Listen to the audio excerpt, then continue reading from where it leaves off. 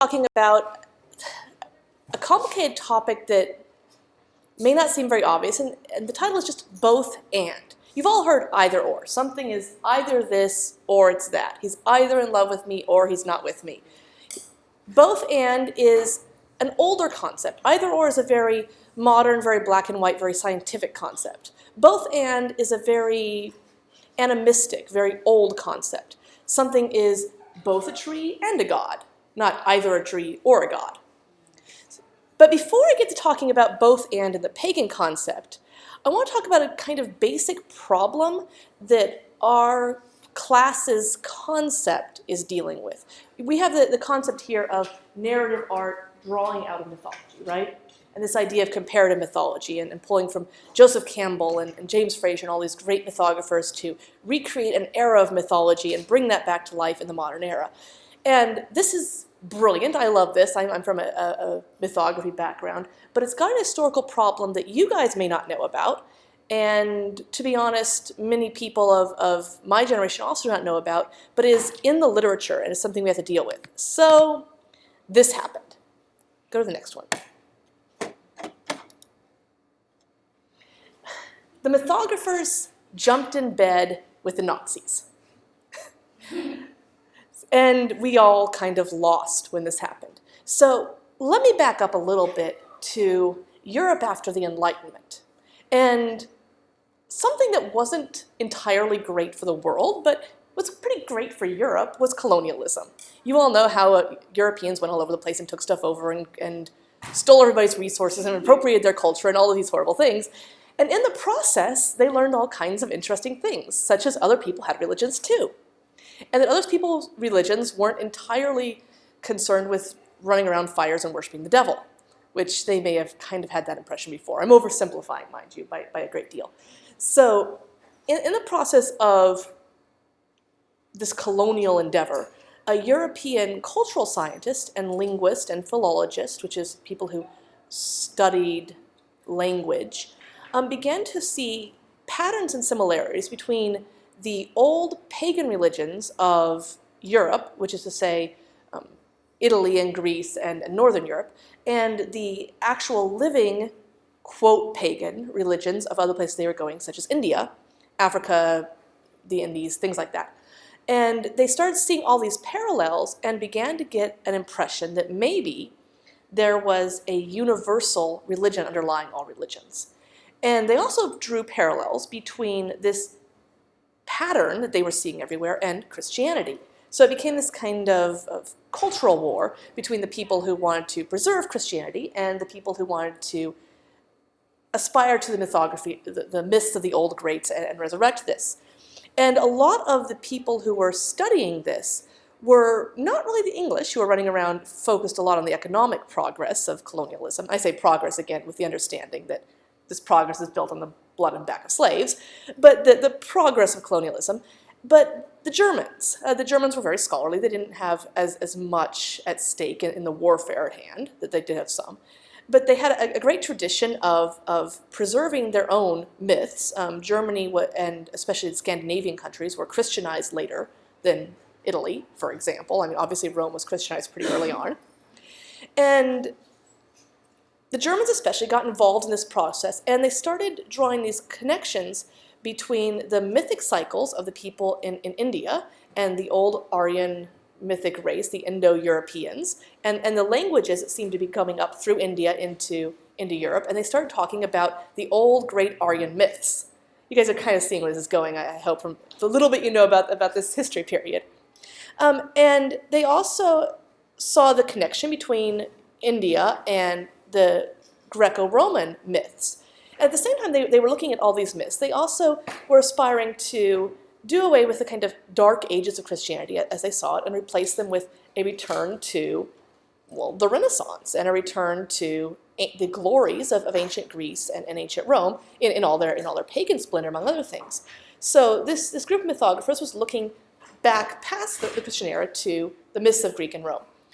And this kind of dovetailed very nicely with the fascist project, which is to say that the fascists were also interested in resurrecting the military glories of ancient Rome, in the Third Reich, as it would come to be known, was third in that Rome was the first, and Charlemagne was the second, and they were the third. I was wondering why it was called the Third Reich. Like, wow, you just blew my mind, and I just walked in here.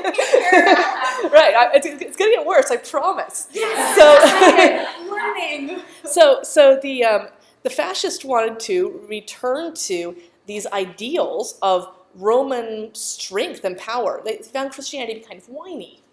And Christianity was all about being meek and humble and serving the poor, except it hadn't actually gone over that way. It had actually been a bunch of kind of rich fat cats whining about being meek and humble and forcing humility on the poor people while maintaining their own rich lifestyle. And they were, this ethic of humility had really come across as know thy place, right? During the medieval areas and pre-Enlightenment.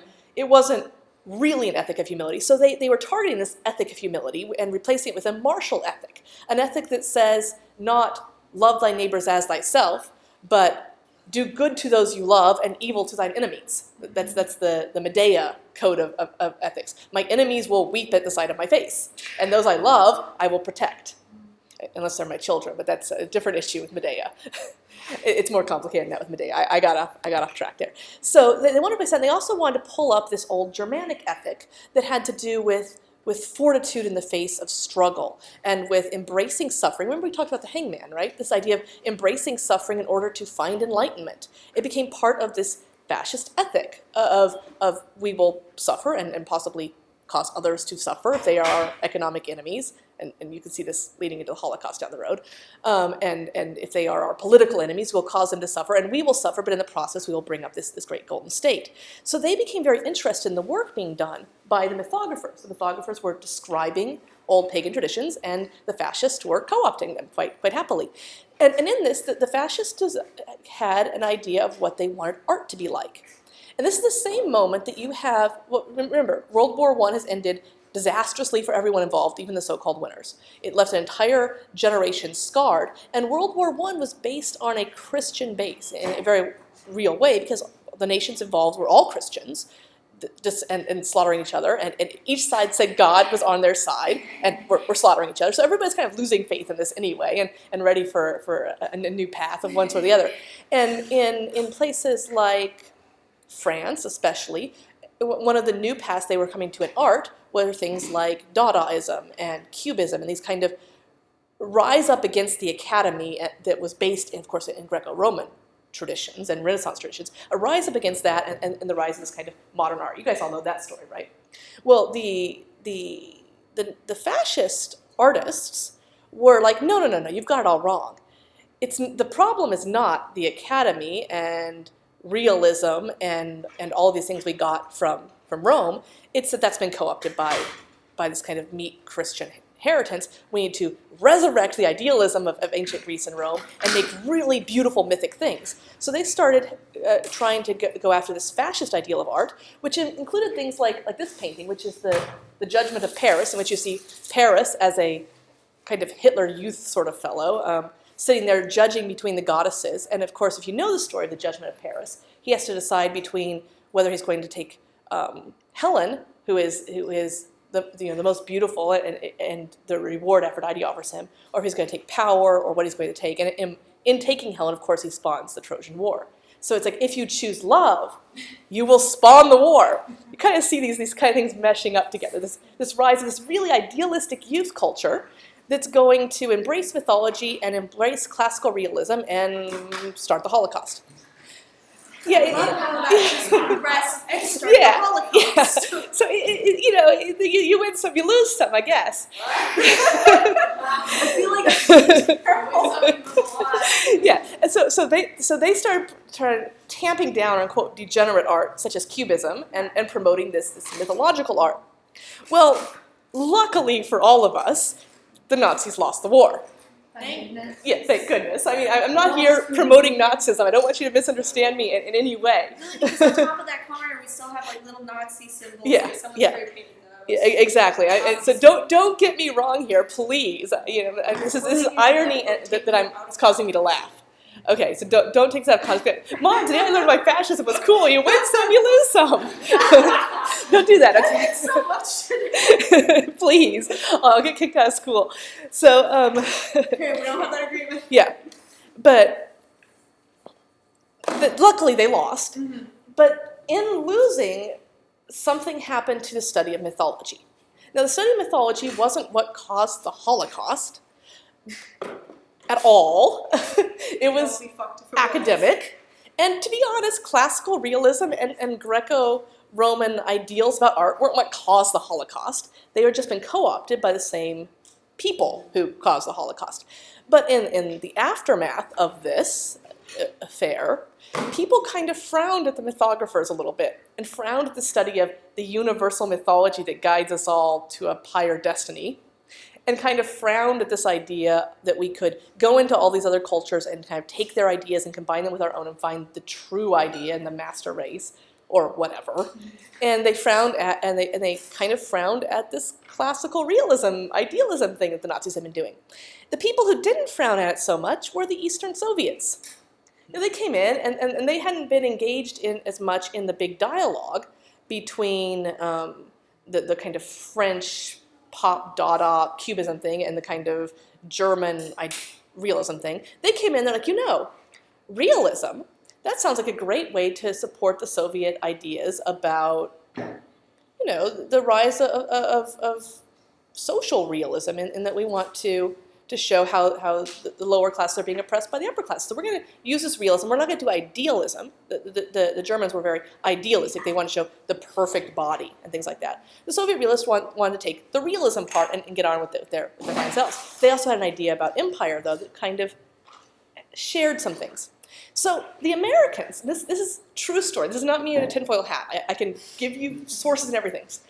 The American government, literally, the CIA, looked across this post-war landscape, and they said, okay, so the Nazis who are enemies, they loved realism, and the Soviets who are enemies, they're all into realism, and they're forcing realism down the throat of the degenerate artists, and they're punishing people who are making this bad art. I know what we can do. We can promote degenerate art. And the CIA literally funded exhibitions of abstract expressionism. Favorite. Yeah. The CIA sent abstract expressionists all across the world on freedom tours to show off how America supported abstract art. Yeah. Didn't one of the big guys in the CIA or FBI become like the head of? Yes. Yeah. And they yeah, absolutely right. He did. And they joined forces with the Rockefellers and these other major capitalist forces in America and said, you want capitalist free market art? You want the art of the American ideal? Let's do abstract art. It's good in two ways. A, abstract art shows that we embrace freedom. B, abstract art doesn't have any social messages that might encourage the communists and the unionists here, because unlike realism, which shows people suffering, abstract art just someone is suffering. You can tell by this big blob of red. Well, nobody actually knows what's going on. so it's so clever, though. Yeah, isn't it? It's a 2-for-1 punch. Bam, bam. You win some, you win some. Yeah. So the capitalist art, the good art, the art that won the culture war, was abstract art. Okay, so that brings us forward, and instead of the old academic art being the realist art that you would learn in Victorian academy, academic art here, being funded by the government's GI Bill and things like that, became teaching of abstract and conceptual art. Flash forward a little bit farther, and you guys get to go to school in an environment where... Everything makes sense now. Thank you. That's what I'm here It for. all came back to Nazis. Yeah. And for being realist, we're getting hammered. For being realist, you're being hammered because your teachers were taught that realism was ideologically and artistically bad. And you guys are getting a 2-for-1 because you guys are doing mythological realism. You guys are Nazis, okay? Now, the thing is, nobody knows nowadays, except people like me who study this kind of thing, that the problem with mythological realism and fantasy art is that it's Nazi. People don't really know that. Okay. Don't keep that down to Nazis.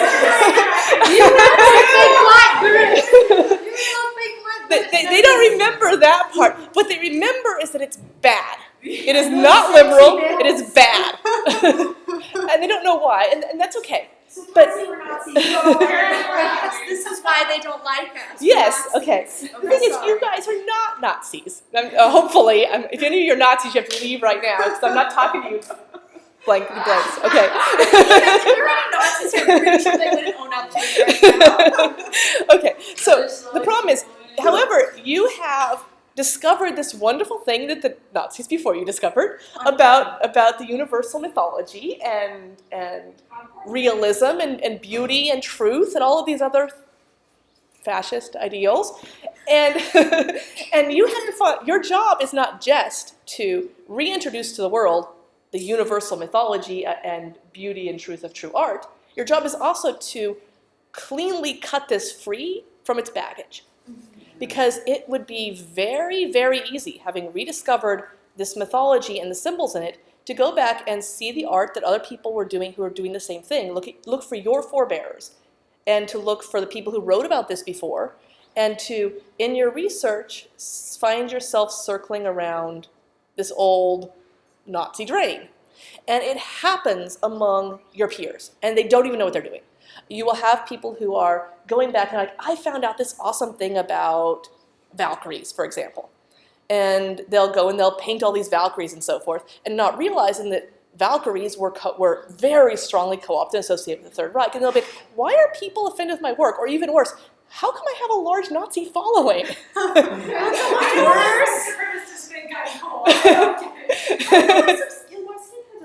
Okay, yeah. And then they're like, I don't understand why people could look at my stuff and get a Nazi message. And I'm like, you're painting Valkyries and talking about how you will rise triumphant in the later times. I think.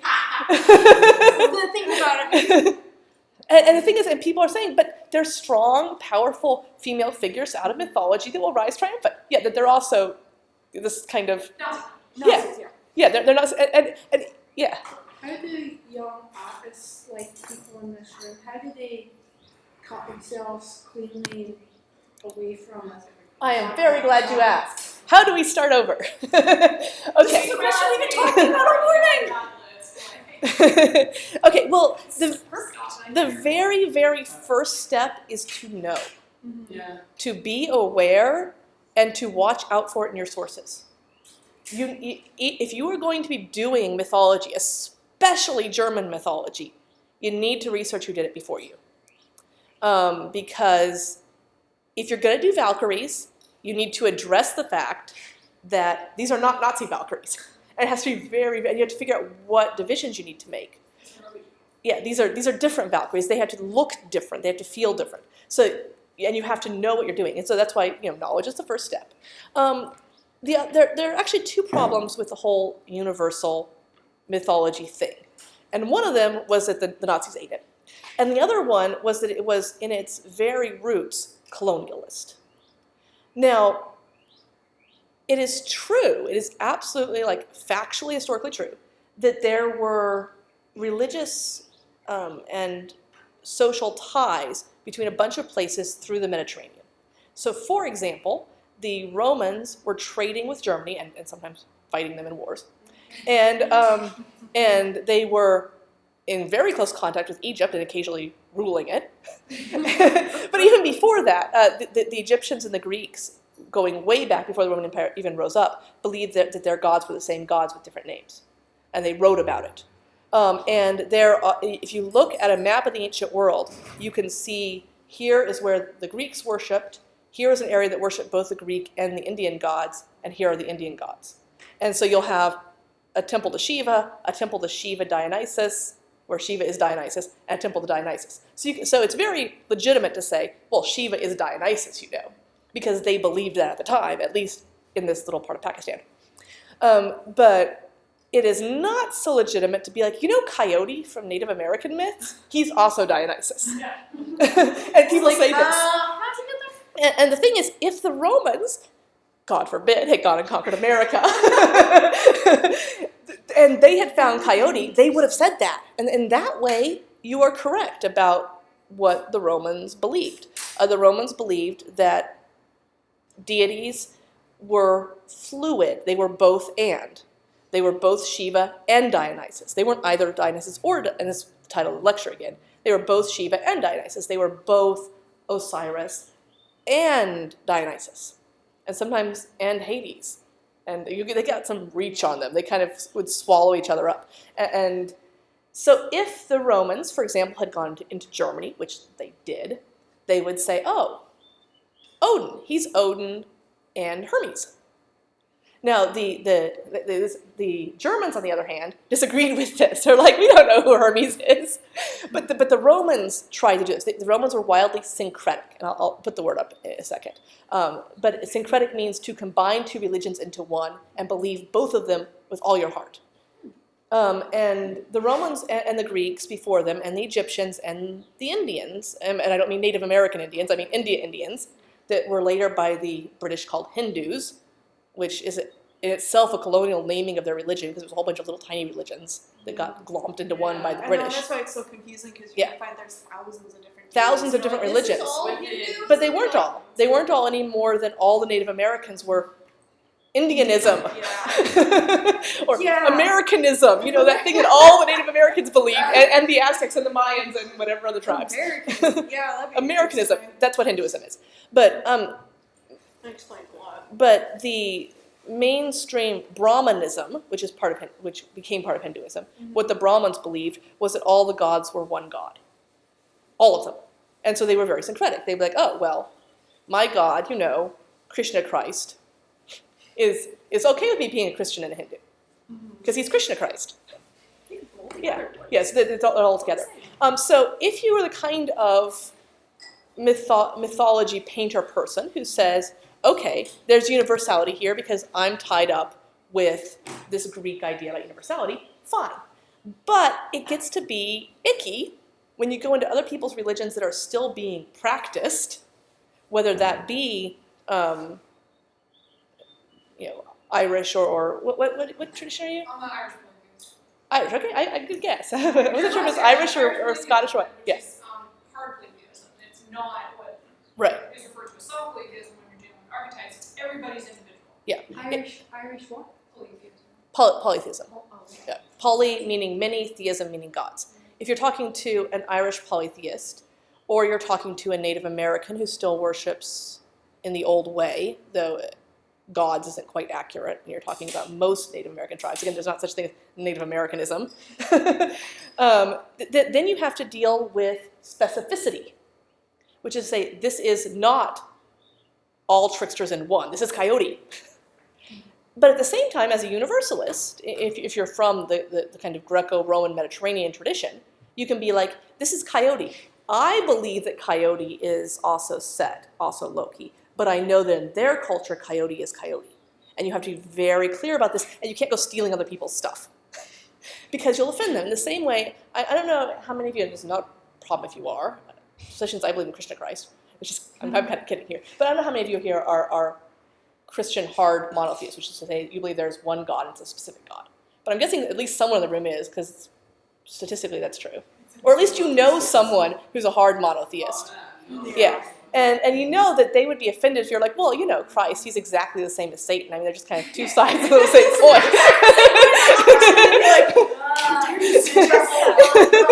All gods are one God. I kind of think that Satan and Christ are kind of two sides of the same thing. Like, Exactly. Christ suffered on the cross, Satan suffers in hell. I mean, they'd be kind of limit. And it kind of has the same feeling if you try to combine, I don't know, Loki and Coyote. So you have to be aware of this and not piss people off.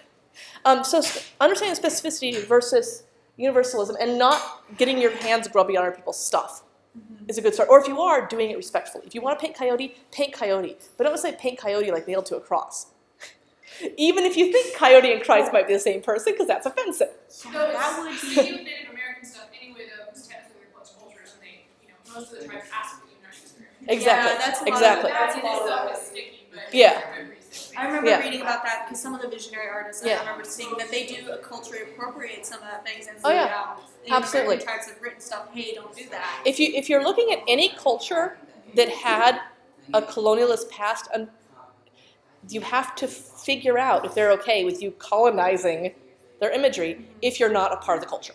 Now, of course, this is very different if you're a part of the culture. Then it's yours, and you get to put your grubby hands all over it. I can manipulate you. Yeah. So you can't use like I couldn't use like Native American imagery in a painting. It's just specifically Native American imagery, though, is because they as a people have really spoken out against it. Yeah, it But- depends on the culture And sometimes. it depends on the imagery. It depends on your connections to it. It's If, kind of... if, for example, you wouldn't necessarily want to. Can you like go through channels and try and seek permission? No, because no one person speaks for everyone. Yeah. Now, this is not to say that you could not reference in a way the existence of Native Americans. I mean, you could have, if you were writing a book, you could have a Native American character. But that's very different than say, I'm going to paint a picture of the medicine wheel with Jesus and Mary on it. Okay, even I'm going to paint the medicine wheel. You don't understand, they would say, you don't understand the medicine wheel well enough to paint it. You are not part of the culture that owns the medicine wheel. I think a really good example for that is Yeah. like it's been really, really fashionable lately to have people wear war bonnets. Yeah. That is bad. Yeah. Very bad. Because War bonnets. Native American war bonnets, big feathered headdresses. Yeah. That's bad. Very bad. If you're not Native Who's American, wearing them? it's a fashion thing It's- now. it's Well, sort they're of- about it's Halloween. on Tumblr. No, because it's like imagine somebody who did not go to war walking around wearing a purple heart. Yeah. That's kind of fucked up. So Yeah. that's what the war bonnet symbolizes. It's a war hero. So if you haven't gone to war for any reason, why the hell are you acting like you did it? Especially for the people they were fighting against. Yeah. Yeah, So- a white person wearing a war bonnet, it's kind of like. Yeah. So who'd you kill who'd you kill to get their war bonnet? Have they done that like on a catwalk? They kind of do that all the time here. There have been a number of See. photo shoots. I think there's an entire photo set on Tumblr that I was looking at. It was just like, you're a bunch of white people wearing those war bonnets.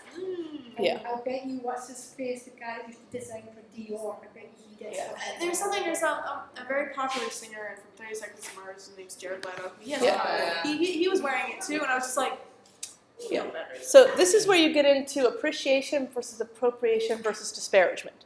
And appreciation is when you have studied and understood and legitimately care about a culture and engage with it in some way, and they are okay with you doing so.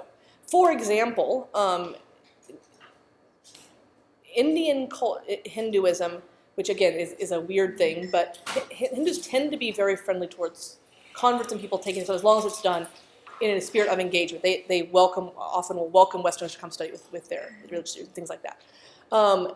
So if you are being respectful and engaging in it and you want to paint Kali, and again, you understand what you're doing, it's probably okay. Whereas appropriation is if you're not like, okay, I'm going to take a war bonnet, or if it's thinking with India, I'm going to take these aspects of Kali's symbolism and stick them on a painting to illustrate how I think alcohol is bad. Like I've seen people do this. Be like, Kali, goddess of death. I'm going to have her like sing dancing, but instead of holding swords, she'll be holding like alcohol bottles.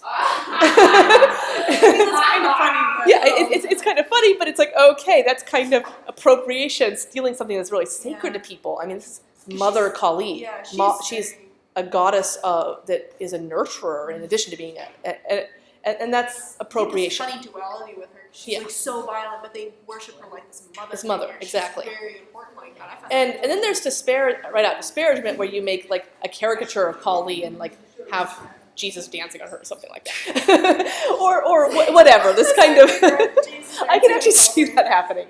Okay, so there's this kind of continuum, and you have to be careful when you're taking out people's mythology. That's why it's usually safer to stick with the mythology of your own ancestors, such as if you even know who they are, or Mediterranean mythology generally, because it's kind of open season on it because of the fact that it was open season on it even when it was live.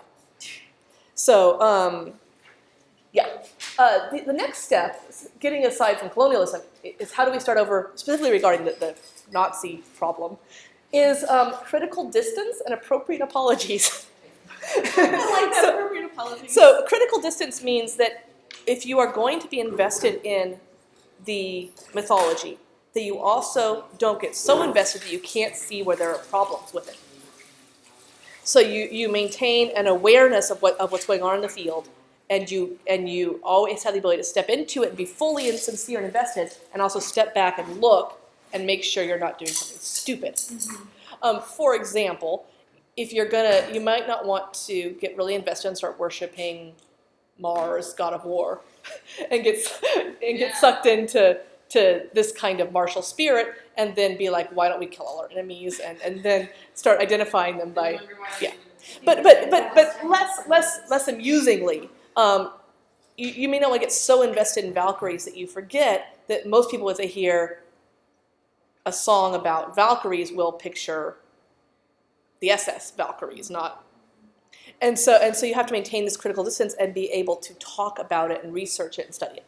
And the other part is appropriate apologies. This actually goes for both these sections. If you offend someone, don't be all like, well, I had a right to do this. Yeah, if you offend someone with something you're doing, or somebody brings up an issue with something you're doing, and be like, I don't know if this is appropriate, you can say, you start off with, I'm so sorry.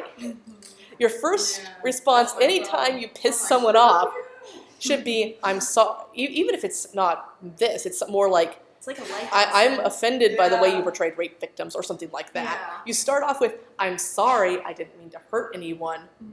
What did I do that upset you? And then you don't justify yourself. You can say, that is not what I intended. Yeah. I will attempt not to offend people in the future. You know, so you have, if you're going to be dealing with something that is as triggerish as stealing somebody else's religion, then you have to be prepared to be humble about it and receptive and able to engage in dialogue and learn from people. And if you realize you've messed up, stick your work in the closet and do something different next time. I will not do that again. Yeah, I will not do that again, exactly. That was a learning experience. And the final thing is the issue of awareness and conscious reclamation.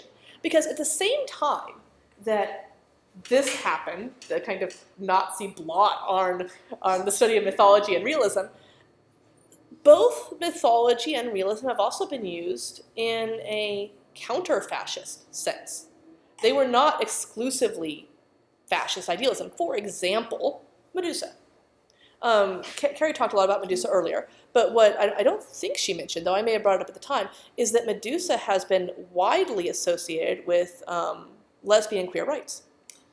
Yeah, and a lot of lesbian publications, for example, have used Medusa as a symbol of the phallic female, for example, and also things like victimization, because Medusa is a rape victim, and a lot of people who have been victims of sexual crimes have reclaimed that and been like, well, Medusa got to be more powerful after being raped. So, and Medusa has a long history in critical theory of being associated with a woman's rage and a woman's power. And even though the original story of Medusa has these really nasty anti-female aspects in which she was a rape victim and then got her head cut off for it, it has been reclaimed by women and very willfully and intelligently turned around to be a pro-feminine thing. So it is kind of an example and a model for how these things can be reclaimed when they're treated consciously, when you think about them. So if you want to reclaim, for example, well, Odin is one that can be kind of complicated. Odin gets all kinds of messed up with the Nazi past. And even at his best, when he was historically worshipped, people did things like, well, tie people up to trees and gut them and wrap their guts around their neck as a sacrifice to Odin. So he's got some issues, but at the same time, he's a god of literature and prophecy and sacrifice for a greater cause, which of course that gets into the Nazi sacrifice for the state, but it could also be sacrifice for the cause of yourself. So there are ways it could in theory be dealt with and reclaimed and treated well. It just has to be handled gently. I don't know if any of you have read American Gods. I think Carrie's probably, deals with it. Yeah, deals with it. And that's what I was thinking too. I'm like, it sounds like American Gods. Yeah, in a sensitive, intelligent way that both recognizes the problems inherent in the mythology and addresses them in text and talks about them as they stand, where they are, and also tries to move forward to make it a mythology for a new era. So I think if you're going to be dealing with something that is problematic, like Valkyries, you have to do both. You have to both deal with what they were and what they can be, and make that transition conscious. And be aware that subjects can be reclaimed. Yeah. Swastikas should not be used. Yeah. Well, they shouldn't be paintings unless you happen to be of an Indian Yeah, background and you're painting. Like if it's part of your culture to have, or I don't know, Native Like, American. It's going to be too hard. It's almost too hard to speak to you. That's, Yeah. it's almost. Yeah. Yeah. It's. I wouldn't say that anyone who is not part of a religion who is actively using swastikas as sacred symbols should use them in their art, unless you're using them in a way to be critical of something. If you want to talk about the connection between Valkyries and the Third Reich and moving forward to a time when they are not associated with the Third Reich, you might put a swastika in there as part of this narrative. You see what I'm saying? It's got to be conscious. You've got to think about it real hard and think about what you're doing, not just go, I'm going to pull all these images together because I love them, and then, I don't know, start the next Holocaust. You won't start the next Holocaust. Don't worry, you're fine. Okay, so yeah. Okay, so that's enough of my scare tactics about how you guys are likely to start the next Holocaust. Go forward and create. I'm not going to talk about mythology, and I'm going to do this in kind of the risk of being, well, universal and not as specific as I should be. And because I'm running the risk of being universal and not as specific as I should be, I'm going to kind of limit this to Mediterranean traditions and the things they touched. So I may talk about how, I want you to understand that if I'm talking about, for example, the similarities between a Germanic god and an Egyptian god, I'm telling it to you through the lens of the Greco-Roman Egyptian people who knew about the Germanic god and understood him as part of their canon, even though the Germanic people would have disagreed. You understand? Okay, so the universals that I'm going to talk about right now is specifically a kind of Mediterranean and the things that touched universalism. You will see parallels to things in American, South American and Northern American and African traditions. African traditions were kind of attached to Egypt, so there's some feedback. And there's some evidence, it's really hard to say for sure, that there was trade between Egypt and South America, but it's really lost in the mist of times. There have been people who have built boats like they had in Egyptian graves, that have managed to make the cross. So it's not impossible. There could be trade back and forth between the mythologies, but it's not particularly likely. And definitely, if you want to trace things all the way back to the Paleolithic, there are ancestors that are in both regions. But we're not going to say that in any sense that Isis is the corn goddess. We're not going to say that. Well, I mean, apart from the corn goddess and that she was the goddess of corn in Egypt. But you understand. So, moving on to both and versus either or. This is an issue of unity versus dualism. In that, in our kind of modern zeitgeist, or being observant, we have this idea of things being atomic, being entirely themselves. But if you go back into the ancient world, and again, I'm talking ancient Mediterranean sort of world, things aren't really atomic. They're more, well, like subatomic particles that are in two places at once. You guys know about kind of this quantum physics idea of how an electron can be both there and not there. Mm-hmm. That's more like how they saw gods in the old day. They were both there and not there. So it wasn't that you had hard polytheism. Again, this is the kind of Indian Mediterranean thing. You didn't have hard polytheism where you had 12 gods that were always the same 12 gods. You had 12 gods that were sometimes only 6 gods because they could be conflated with each other, and were sometimes 24 gods, and were sometimes trees, or something like that. Okay? So, but in this kind of indeterminacy fashion. And what was important was not I'm suddenly blanking on my word, the theology. Theology, the knowledge of God, which is extremely important in Christianity. You have to have your theology right, you get burned at the stake sort of thing. Theology was not so important to the Greco-Romans. What was important was practice. So it didn't matter if you believed that Dionysus was not divine at all. Dionysus was just a metaphor for grapevines. Or if you believed that Dionysus was the overarching spirit that created the entire world. Or if you believed that Dionysus was also Hades. It didn't matter what you believed about Dionysus, as long as you came to the ritual, poured the wine, sacrificed the animal, and said the right words. This is so much the case. You guys have all heard about the persecution of Christians, right? Yeah. There's this really interesting article by and I say article, it's like a article thing by one of the Roman prosecutors in this case. He's like, so there's this Christian, and I'm trying to convince him that it's okay if he follows Christ as long as he burns incense to the emperor. And I've explained to him that he can believe whatever he wants, he just needs to burn the incense to the emperor. But he won't do it. He keeps trying to convince me to kill him. And this whole thing, he's like, I told him just burn the incense, and he won't do it. I don't understand why. I think he must be an anarchist. It's so funny because they sound so rational. Because Yeah. if you're still following, because you don't care. Just believe whatever you want. You just also do have it. to burn incense to the emperor. Yeah. Besides, the emperor is basically the same as Christ anyway. This It sounds like clash. they're just like hard-headed and Well, they were both being hard, but the thing is, the Romans really didn't understand. There was a gap there. Like, how could you believe that a god is just one person and no one else?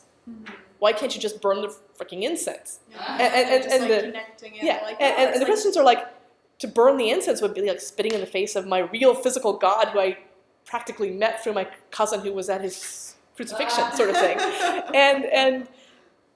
and I can't do that. Okay, so that's a little bit of an aside, but the issue here is that you're coming back at this as moderns. You have to be aware that when you read one explanation of something, for example, a really convincing article that Dionysus was just a metaphor for the grapevine, which is true, he was just a metaphor for the grapevine, that does not in any way counteract or contradict another article you read, which was arguing that Dionysus was the savior god who would bring everyone back to life after they died. These are not contradictory, they're just both and. Okay, he is both just a grapevine that you can cut down and burn, and the dying god, you cut down and burn the grapevine, which is the dying god which will bring you back to life. You have both and, not either or. So this is about the distorting effects of Christianity on our records of mythology. Because most of what we know about mythology now did not survive from people who believed it, telling it to people who believed it, to people who believed it. That's not what happened. What happened is that people believed it, and they had a bunch of stories about it, and then the country officially converted to Christianity, and they were no longer allowed to believe it. And the thing is, for most of them, that wasn't really a problem, because Jesus had a lot of parallels to the gods they already believed in, so they just started believing in both. Okay, so rather than get killed over not believing in Jesus, they just now believed in Jesus Dionysus. And you have all these graves that have both Christian symbols and pagan symbols on the same grave. Or you have necklaces that would have both symbols attached to them, because they were now Christian pagans. Not a big deal. But their children were less Christian, mostly pagan. And their children were all Christian. And so it died out very naturally. And in this process, however, the literati, the people who were literate, kept copying their old pagan books over. And they handed them down to, not their physical children in a lot of cases, because they were often celibate, though not as celibate as they were supposed to be, I should add. So sometimes they're natural-born children who worked in the same monastery, and they copied the same books. So you had, all through the 7th, 8th, 9th, 10th, 11th, 12th century, you had people copying over the old texts, like Ovid's Metamorphosis. And they were commenting on it, and they commented on it based on Christian ideas, to the degree that they were syncretic in many cases. So, for example, there was a common belief. Well, first off, the Christians noticed that there were some similarities with Christianity and the old beliefs. For example, the whole thing about Jesus being nailed to a tree and dying and coming back 3 days later has a lot of similarities to some of the stories about other dying gods. For example, Dionysus being the one true vine, as Dionysus is called, and his descents into the underworld and coming back up on a regular basis because he's a vegetation god.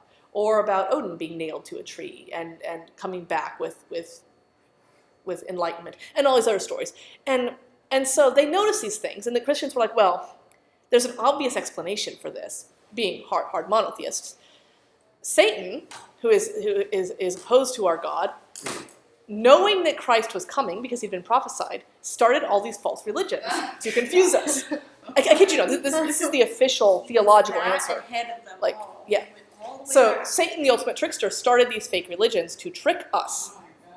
Okay, that was one version. The other version was God was trying to prepare us to accept him when he came. So all of these stories are prophecies about Jesus.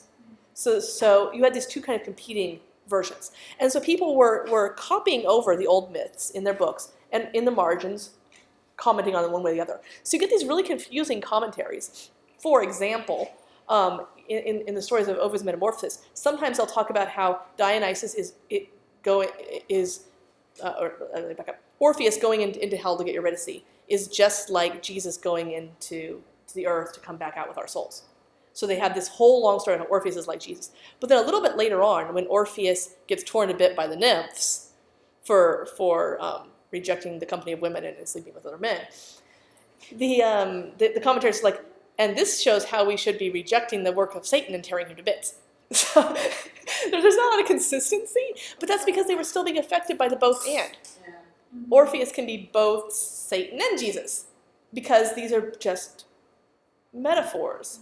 Okay, so the both and kept going through most of the Middle Ages, but the mythologies were slowly being corrupted, so that people started and I'll talk to you a little bit more about how this corruption worked, but people started Christianizing the mythologies to make them more like more parallel, if they believe they're prophets, or they started anti-Christianizing them to make them less parallel if they thought they were deceptions. So you kind of had these two things going on, and a lot of what we think we know, we don't really know.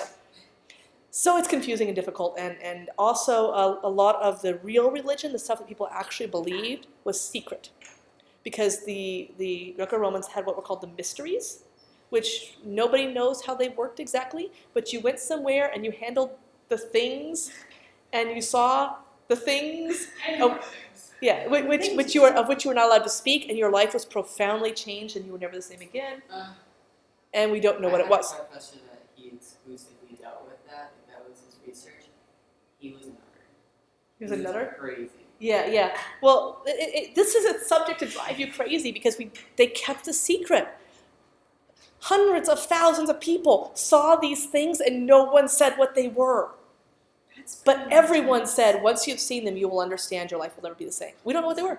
What did people see? And even the Christians wouldn't tell. The Christians who converted were like, oh, I won't speak of the sacred things. Yeah. My teacher was convinced that in their rituals that they would do, they would have like an acolyte who would be introduced into this community, and then they would raise this animal to be sacrificed.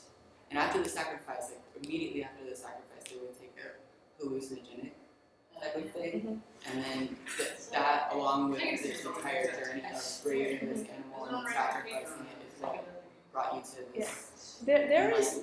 I am not good at promoting drug use. There is significant evidence that the mysteries involved taking a hallucinogen of some sort. Probably something a little like peyote. Not peyote, but like peyote, in that it gave you feelings of rapture and transcendence and connection to the world. And honestly, a significant portion, speaking of things that make it so people don't like this kind of work, a significant portion of the mystic painters of the sort that Carrie runs with, and I'm not including Carrie in this list, take hallucinogens. Alex Jones, for example, I don't know if she's mentioned him yet, openly talks about taking hallucinogens.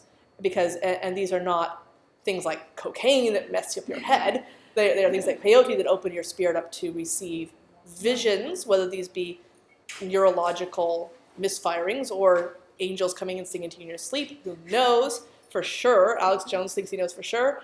Neuroscientists think they know for sure. The point being that hallucinogens have a long and powerful association with most mysteries. Yeah. Even things like mysteries in, for example, South America, which is why peyote is a sacred substance.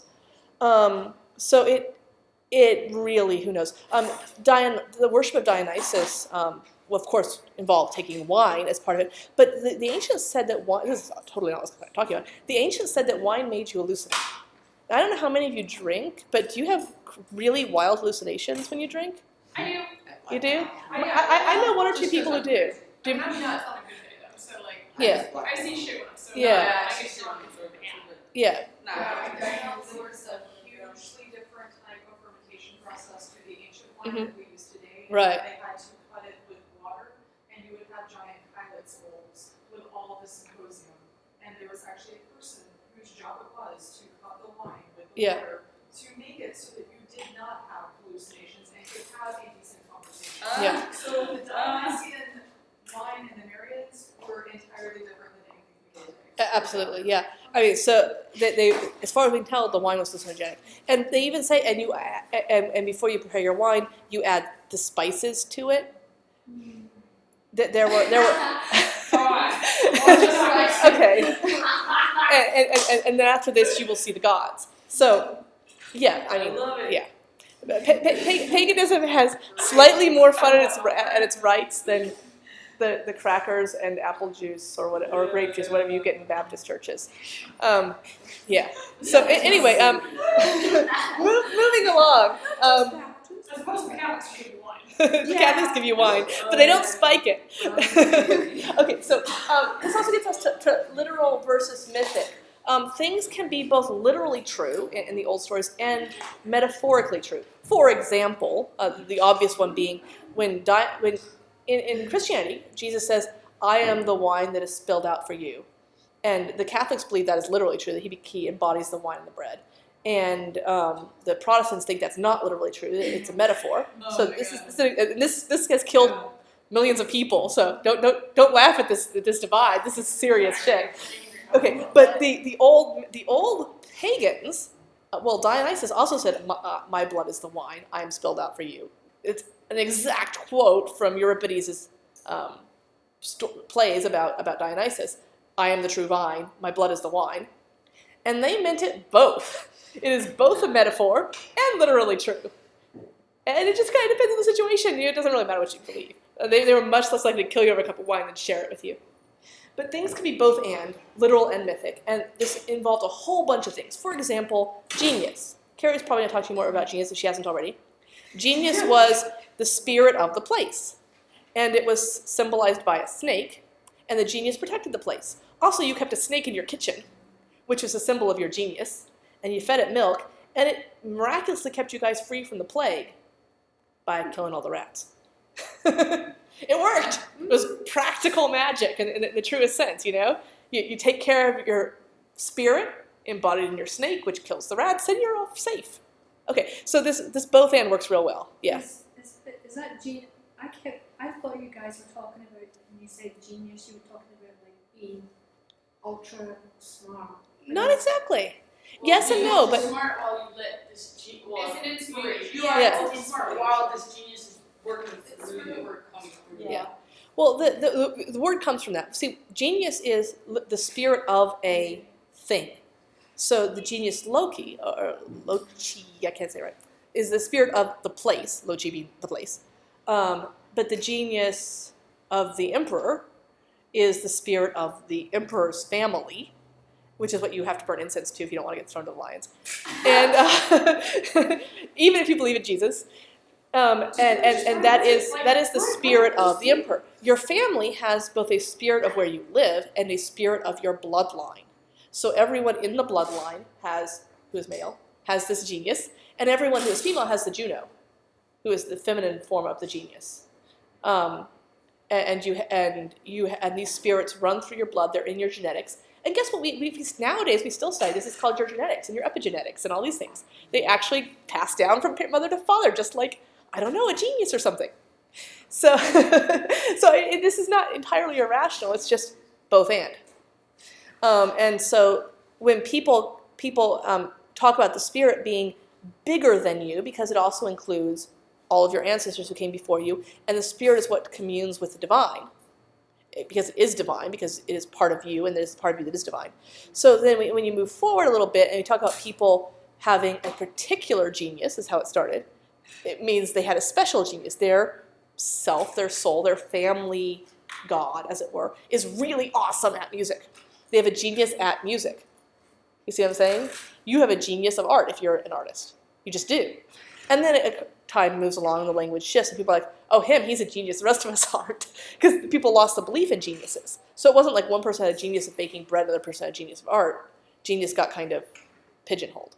Interesting that we had a conversation about this last Yeah. night with my family, because I had some of my things in the house, and my mother and father are both like smart people, but they're not creative Yeah. people. But the family preceding them, grandmothers, great grandmothers, all that, it's all matrilineal, which is really cool. Right. It's like all my male family is kind of a non-entity. But like my mother's sister, super creative, major fan. My grandmother and then my grandmother's mother on my dad's side, same thing. They were musicians, they were artists, they were doing all that, and we were talking about how that came through. And Right. I'm the only one who seems to have gotten it. My family, my brother's not this way at all, but You have a Juno of yeah. painting. So, Yeah. But yeah, like it still comes up when you talk Yeah. about like your grandparents, your parents, and things that you either Yeah. look like them or you have affinities for their talent. Absolutely. So when you guys are doing magical realism or you're doing this kind of visionary work, you have to keep in mind the tradition you're working in sees both literal and mythic in one place.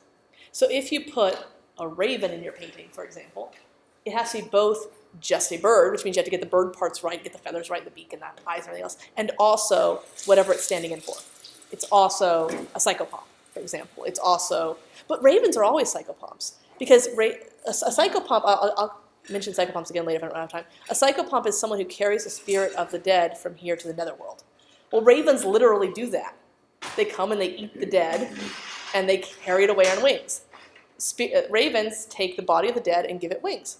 They are the embodiment of angels in a literal physical atomic sense, and also in most cultures that talks about ravens in imagery, they are also psychopomps. They move your soul. They both literally give you wings and metaphorically give you wings. Yeah.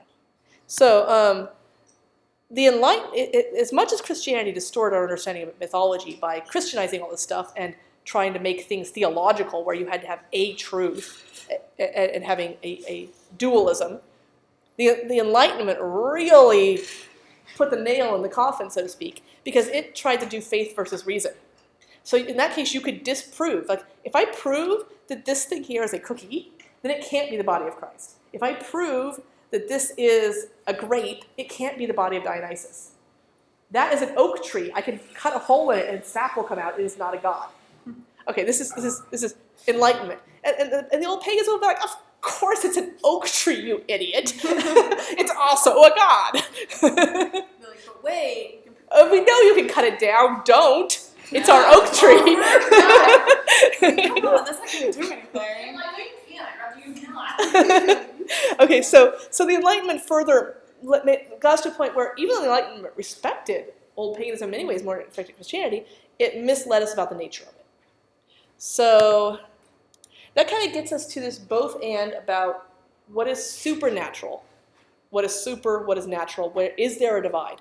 And this is something that exists in many, I guess kind of getting into specificity, in many current indigenous cultures have this kind of both and approach to the supernatural. For example, in the Amazonian rainforest, there are these trees that have a symbiotic relationship with ants. And the ants clear away all the ground around them. And they also eat paths up into the trees and so forth. And they keep the ground really, really clear. There's like circles of clearing around the trees, and the trees thrive with the ants. And the shamanic, and again, shaman is a bad word for this when you're trying to be specific, but I don't know the actual word in their language.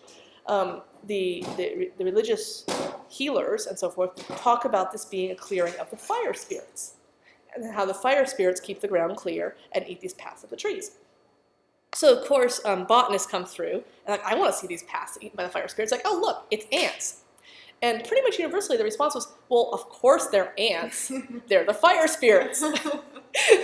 And they are all, but they're just ants. Like, don't squish them. They're the fire spirits. The fire spirits keep the clearing clear and guide our souls up the trees to the divine revelation. And there's no dysphoria in finding out that the fire spirits are ants. Well, duh, we noticed the ants. It's not like we were just like oblivious while the ants went around eating part of the tree. It's like how I feel like I just have this image of the scientists, but they're just ants. We know there are ants. They're also fire spirits. Okay, so and this kind of both and is in many ways the key to being a rational person who's not a crazy person trying to deal with these kind of things like mythology. Is that you have to be able to be both, well, I mean, unless you want to kind of go the schizophrenic route, which has some advantages, I have to say. Yeah. Really, it's a lot of fun if you're not scared. Been there, done that, came back to the rational side of things. You have to see both. You have to be able to see this both and. And it's also true with things like the house snakes. It's also true with, that evil spirit that causes illness. You can pull out a sample with a swab and put it in a microphone and find out if it's strep throat. It's still an evil spirit in your throat because you can see the little evil spirits moving around on the thing. You're like, look, it's the evil spirits. Aren't they cute? Let's kill them with antibiotics. Send to my doctor next time. Look, it's the evil spirit. I see them.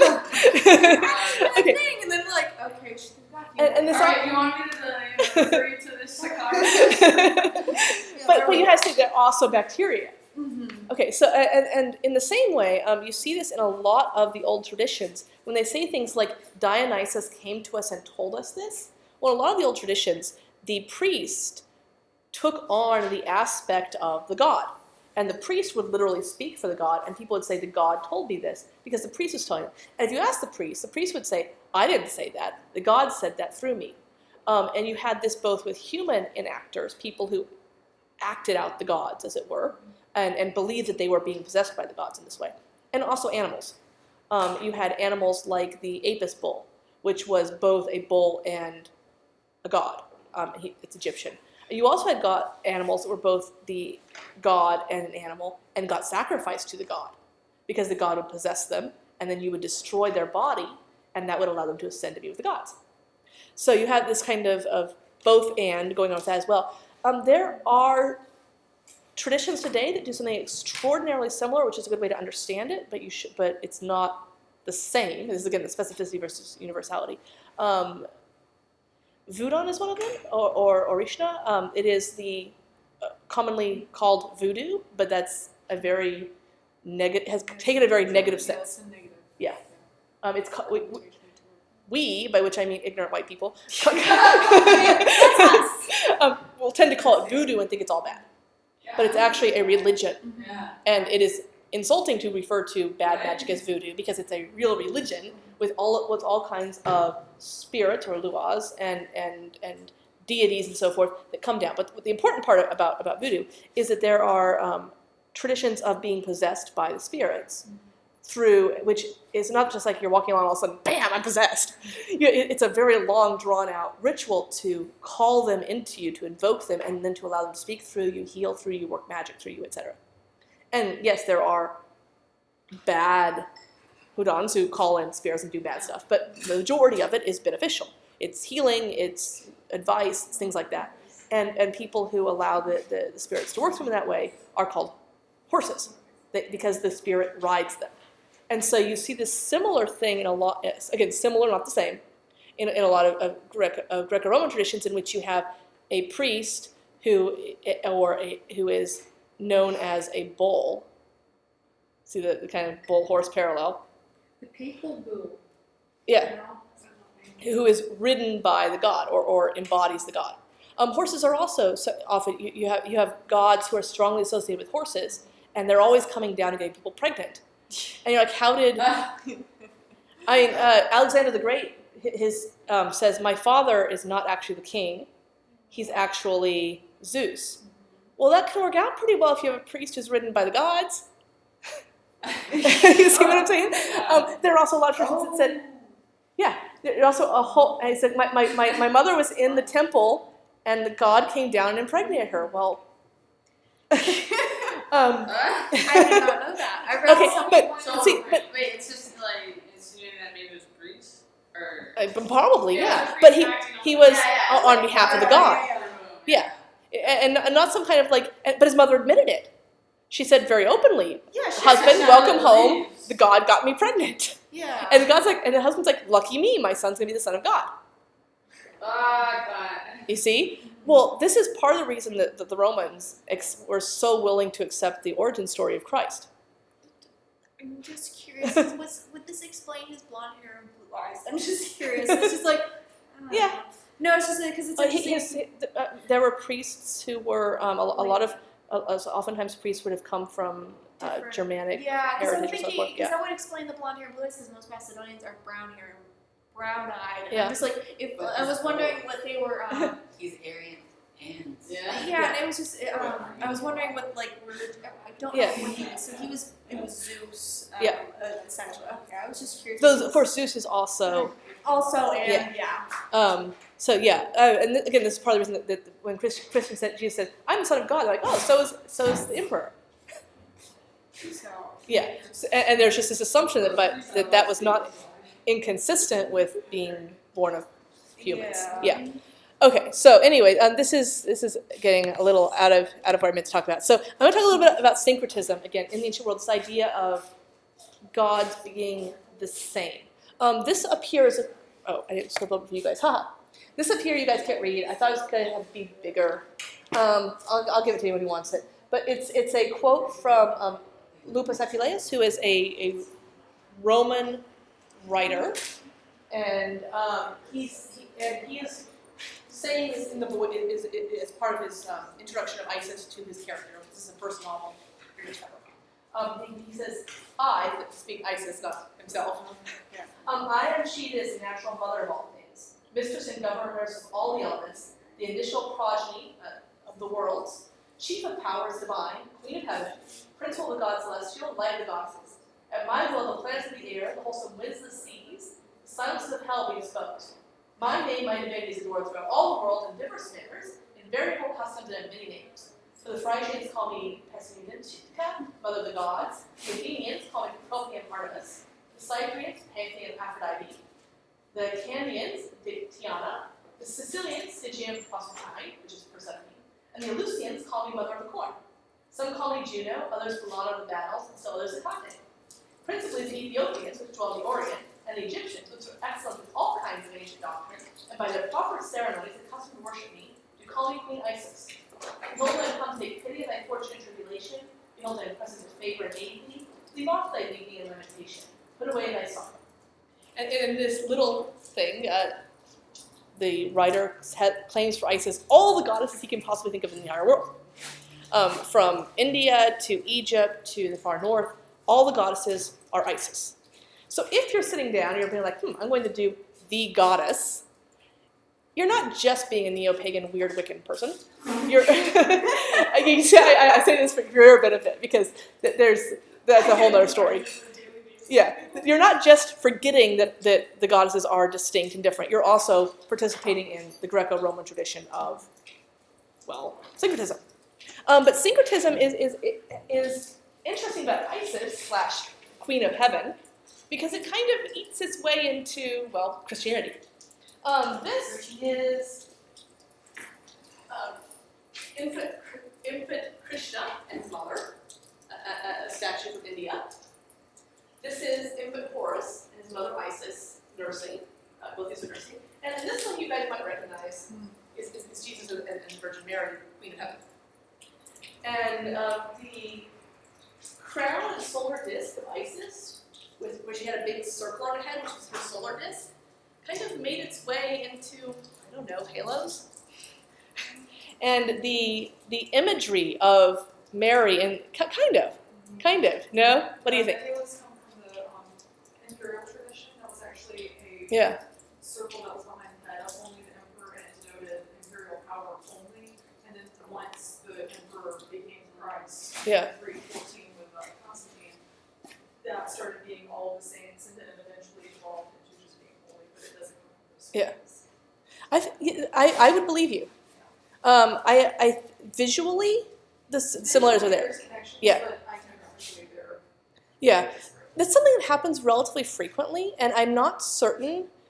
What we're talking about is the fact that there are historical causes for things that will end up having what might be called convergent evolution. Yeah, but or alternately might be called echoes in a way of referring back to the visual traditions. So it's hard to say. I mean, you're absolutely correct. The strict meaning of the halo is not the sun disk of Isis, obviously, but there's a visual parallel between the two. So it's hard to say if the people making it are looking at the visual culture that's still around them or not. For example, the dark-skinned Madonnas, which have the halos, look an awful lot like the Isis with the sun disk, like visually really, really, really similar. And so it's hard to say, well, is there no chance that they were looking at the statues that were still everywhere back then, which aren't now? But you were absolutely right, and thank you for pointing out. That's okay. And Yeah. there's some, especially with Coptic traditions, Yeah. but even then you're having people who are very consciously saying we are not associating. Oh, yeah, ourselves absolutely. with." So even though it's there, that might be more of, oh, it isn't because they're seeing it. Saying, Right. I can't be this anymore. Yeah, what happened with the transition from paganism to Christianity is that in many cases the Christian leaders intentionally co-opted sacred things and sacred spots. The Pope literally said, go to every sacred grove in Europe, cut down the sacred trees, and use them to build a church. And it's literally said to do this. And so then we're like, this is an old pagan Christian spot. There's a church here. And people kept coming to the spot. Because what's important with paganism is, again, not the old paganism, is not the theology, but the practice. So it's not important who you're worshiping if you're worshiping in the right place with the right tree. And a similar thing, again, with Isis, it doesn't matter what her name is. She's the queen of heaven who's nursing her infant young. Same person, same difference, same image. And the adulation of Mary got very tied into this, which of course is part of what Protestants have a problem with, to say the least. Yeah. But this brings me, syncretism brings me to the issue of domains, by which I do not mean copyright. Though there's that too. Gods in the old traditions had domains in which they were powerful, which is areas of influence, so to speak. And it is possible that all gods were one god, as the Hindus would say. But when a god was acting in this my face of Apollo, the ultimate, was recognized as Apollo because of his influence over these domains. Okay. Now, because of what we mentioned earlier, duality, the either-or sentiment, people later came and said, oh, Apollo, he has to be the god. He's the god of light, reason, good, etc. He's a good god. He's a healer. But if you step back a little bit, you can go back to the both and. It's not that Apollo's a healer. It's that Apollo is a god that has in his domain health. Health is a little different than healing, because health can be both good health and bad health. So yes, Apollo is the healer. You want to get healed, you pray to Apollo. If you want to curse your enemy with gout, you also pray to Apollo. How many of you have either purposefully or because you were forced to read the Iliad? Wait, Yeah, you know the one with I sit in class.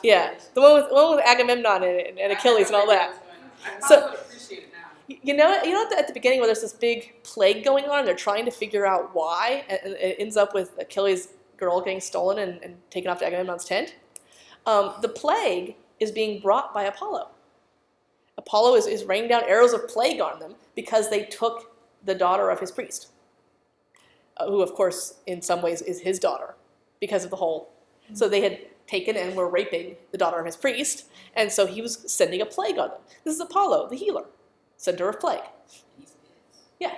So you have to understand, in the ancient world, it was not inconsistent for a god to have both sides of the power of his domain. Aries is a good example. Yeah. God of war, but he would also be great to prevent war. Yes, exactly. It's just as much of diplomacy as like.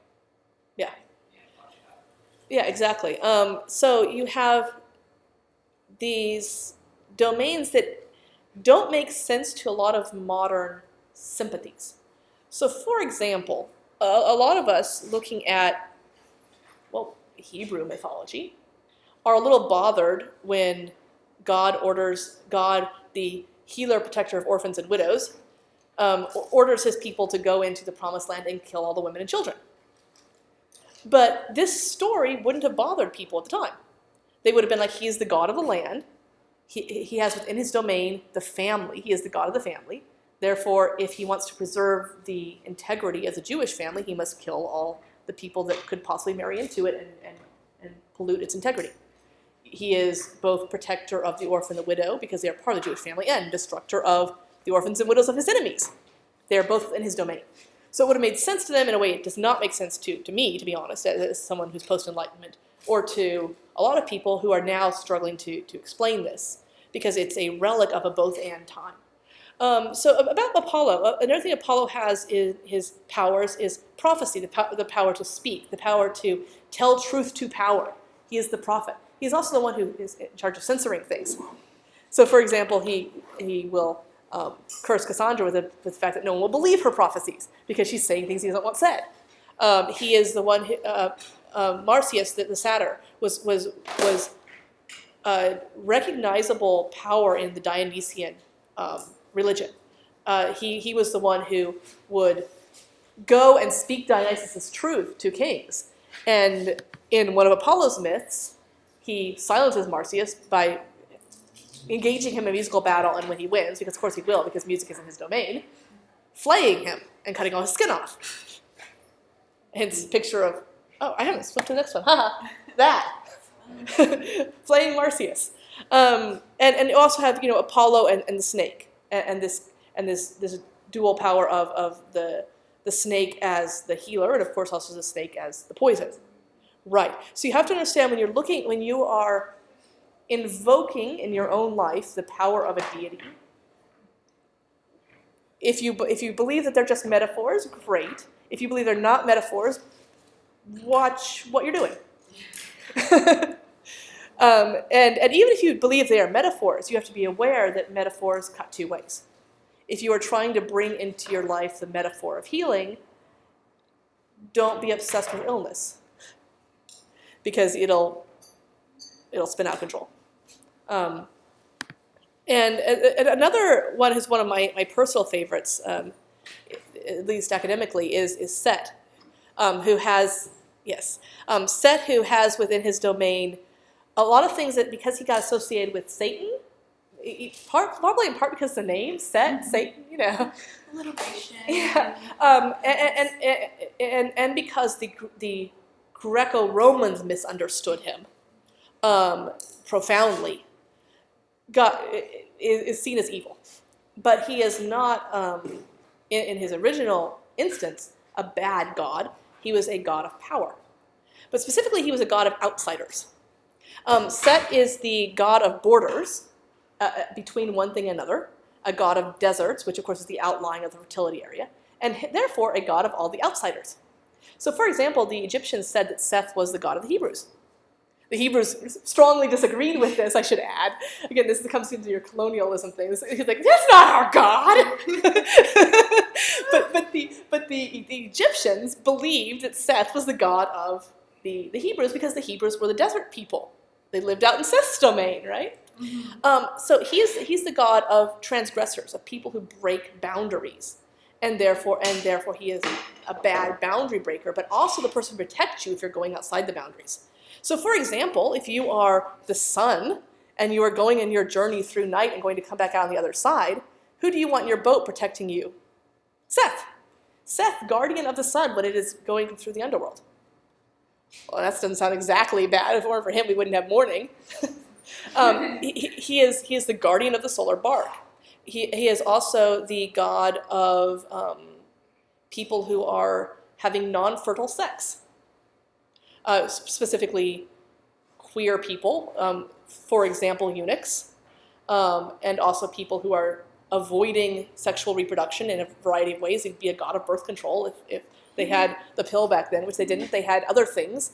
They had a plant which went extinct, unfortunately. That was because it was what? Yeah, it apparently worked as a contraceptive extraordinarily well, so well that they harvested all of it and used it.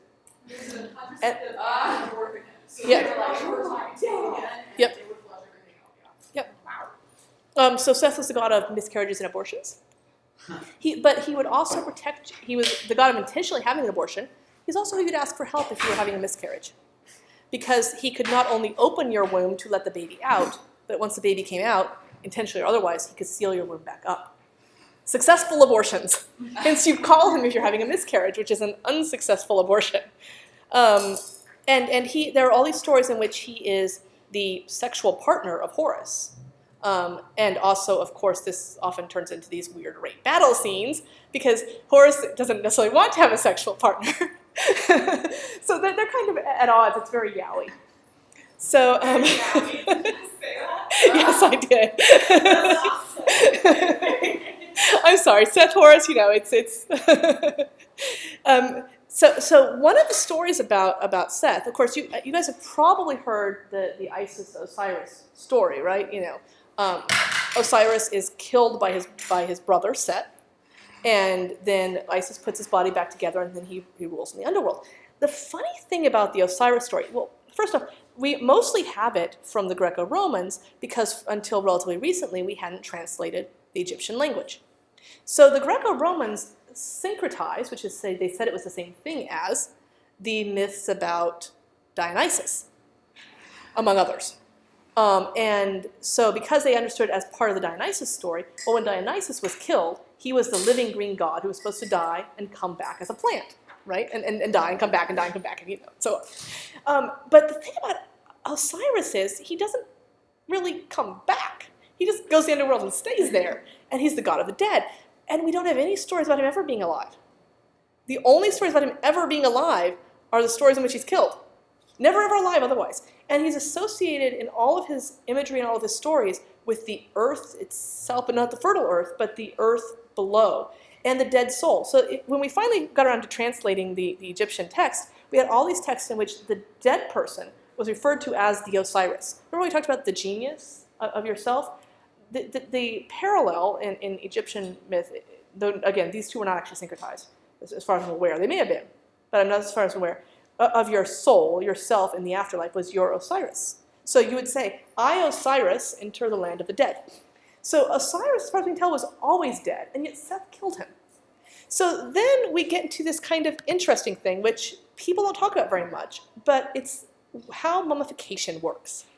So mummification is really a dangerous, liminal, borderless sort of thing. Because in order to mummify someone, what you have to do is you have to, attack their body. You have to gut it, cut it into pieces, suck their brain out through their nose, dispose of all their innards, except the few that you keep in canoptic jars later, but in the beginning, they didn't even keep those. In the early times of mummification, they would take everything away except your bones, let it all rotten, and wrap your bones up. And then later on, they figured out how to preserve more things. So they totally destroy the body. But there's a really strong taboo in the culture against, harming the dead, because the dead still live in their body. They believe that you kind of possess your body into the afterlife. So who's going to attack a dead person? Set, god of transgressions and borders. So, one of Set's names is the Cutter. Seth, the Cutter, defiler of his brother, the always dead Osiris. And there is, and if you look at the mummification rituals, you have several figures who are in charge of it. One of them is the priest and so forth, who is in charge of fixing the body once it's been cut, and he's associated with Anubis. And one of them is the person called the Cutter, who is meant to come in and make the first cut, gutting the body, pulling out the innards, and then everyone chases him away with whips, and he has to run out into the desert. They never actually hurt him because he's got a job. He's going to come back and do the next one. But he's ritually unclean. He is ritually evil. Everyone despises him. So like Sin-Eaters. Yeah, like Sin-Eaters. And so to look at Set, for example, through the lens of Christianity, where you have the good Osiris, who is killed by the evil devil, is really stretching it when if you look at it more the way the Egyptians did, you have Set. Of course he's bad. Could you come over here and help me with my brother thing? Thanks, evil guy. who is ritually evil, and yet also extraordinarily important. And so there's this domain, the domain of the cutting, which is necessary to bring you back to life. The one who opens the mouth. And so in early, I forgot to go to the next one. I keep doing that. In this early mythology, you have images of Horus and Set working together to uphold the king, because you have to have both the one who's inside the borders and the one who's outside the borders to make your military strong. And you have to have both the one who is the life and the one who is the death to make your afterlife successful, and so forth. So once Egypt got more and more entangled politically and socially and trade-wise and everything else with Greece and Rome, who did not have this strong tradition of mummification, Set became increasingly disparaged and increasingly the bad guy who killed Osiris, who was just like Dionysus. So this is an example of the way in which specificity and universality, even in the ancient world, could distort things and mess them up. Dionysus is actually a really good parallel for set in some reasons, because Dionysus was also the god of outsiders. One of the earliest names written in Linear B, which is the language that preceded Greek, in the Greek territories, one of the earliest names of a god ever to be found written on a stone was Dionysus. However, in all of the myths, all of the Greek myths, they say after the canon had been established for a long time, Dionysus came from the east, from that Indian area, came to the east and kind of inserted himself into our mythology. So the Nazis, for example, and mythographers like them, thought that this was a literal explanation, because they're very either or still. They were Enlightenment folks, if you can call it that. Said, okay, so this is a remembrance of how Dionysus, who is very much like Shiva, literally came from India, probably with some Shivan priests, and inserted himself into the canon. But that's not the case. It's not that he actually came from somewhere else. It's that he had always been an outsider. He's a god of borders. He is an inside-outside god, which is, again, like Set, this transgressor. And so while being the oldest god there was, he was always new. He was always arriving. He was always either here or on his way over here. and that's what he is. So this brings me to my very last slide, which I kind of ironically put up a crucifixion for, which is the Pharmakos. This is going to get us into critical theory, which will help you insinuate yourselves into the deep love of the modernist and contemporary artists who do not like your fascist art. Derrida. So, Fascist art, that's what it's like. yeah, you should actually look at Derrida if you have the patience for it. Derrida is awesome. I really like Derrida. In his dissemination, he discusses the pharmakon, which is a Greek word which, if I were translating it in a text, I would translate it drug. Because I think that's probably the closest. Oh, I went. That's the wrong button. Sorry. I would translate it drug, but the drug, as in don't take drugs, or we have a drug to get you off drugs. That one. Drug. But technically, it means, well, not exactly drug. It means poison or cure. It can also mean paint, which is part of the reason I wanted to bring it up in this class, or color. And it's this word that has what Derrida calls play, which is a both-and-ness. The thing about Derrida is that Derrida takes this idea of both-and drags it out of the primeval stew and plops it back down as an answer to fascism. And so when we're asking how do we answer the authoritarian voice of fascism, part of it is with Derrida's both-and the idea of play. So Derrida brings up this idea of a pharmakon and ties it into what Plato had to say about the pharmakon. Plato said that writing was a poison, a pharmakon, because it would poison your mind and make it so you couldn't remember stuff. This is a little bit like how once you got a cell phone, you stopped being able to remember people's phone numbers. Yeah. This is what Plato was noticing about the fact that kids these days were writing things down in scrolls as opposed to memorizing them all. Oh God, if you were here today. Oh yeah, no, he'd have a fit. But this is actually a legitimate concern. I mean, previous to this, people would memorize the entirety of the Iliad and just sit around saying it to each other, and then they wrote it down. They're like, hold on, let me pull the Iliad out of my scroll pocket and read it to you, and they couldn't remember stuff anymore. Again, much the same as nowadays. You used to have to learn dates in history class, now just like, go look it up on Wikipedia. You want to remember it? Wow. What? You still have to memorize them. It depends on the class, yeah. Until you get to grad school, they're like, I do this on the internet. Just Exactly. else. Like, memorize the entire thing, you can look up the dates. Maybe I've taken mostly like grad/undergrad classes, yeah. But anyway, the point being that there's this sense in which she's like, don't trust writing, because writing is bad. First off, because it'll make you forget stuff. Secondly, because it will lock in the answer. It is authoritarian. He says you write down the answer, and then having the answer, you don't have the interlocutor, which is the person you can talk back to. So if you don't understand it, you can come away from it misunderstanding it, I don't know, go be a Nazi or something, and not have the person who originally wrote it down to correct you. So this is the poison of writing.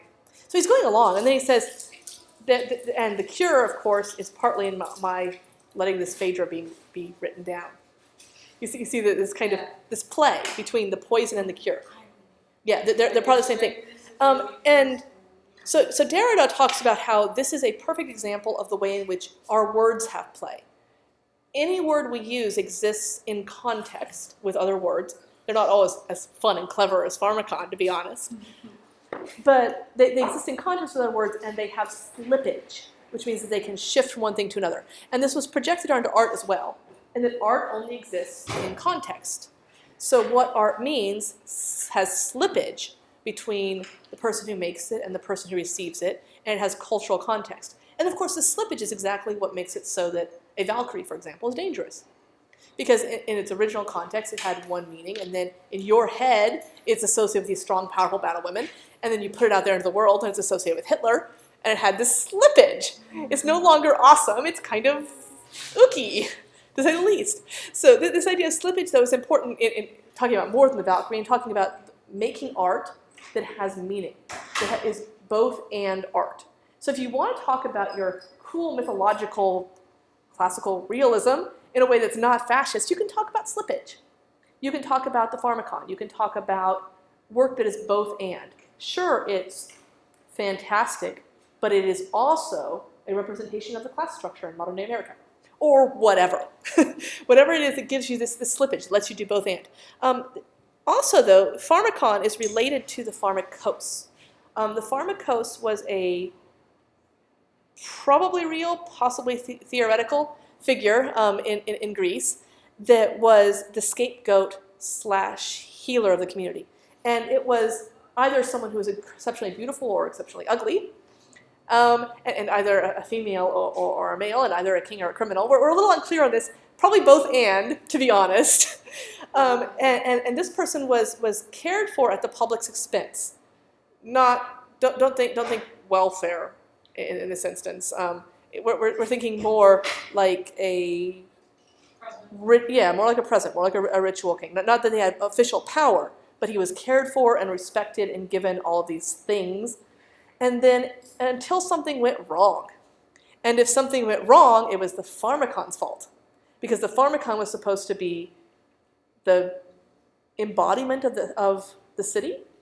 So if something went wrong, it was the pharmacon's fault, and you could cure it, you could heal it, by taking the poison, which was the pharmacon, and casting it out of the city, and ultimately driving it away into exile or killing it, depending on whose version you believe, and probably both and. Sometimes one, sometimes the other, depending on the severity of the issue.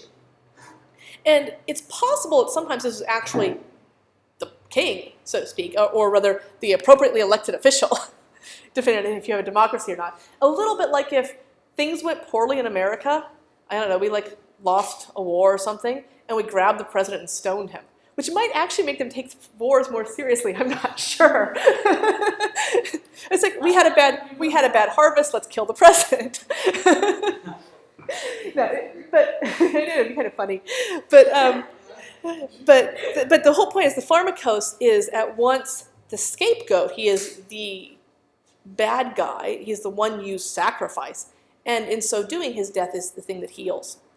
And this idea has drifted into a bunch of different contexts, but I think probably the biggest drift has been Christianity.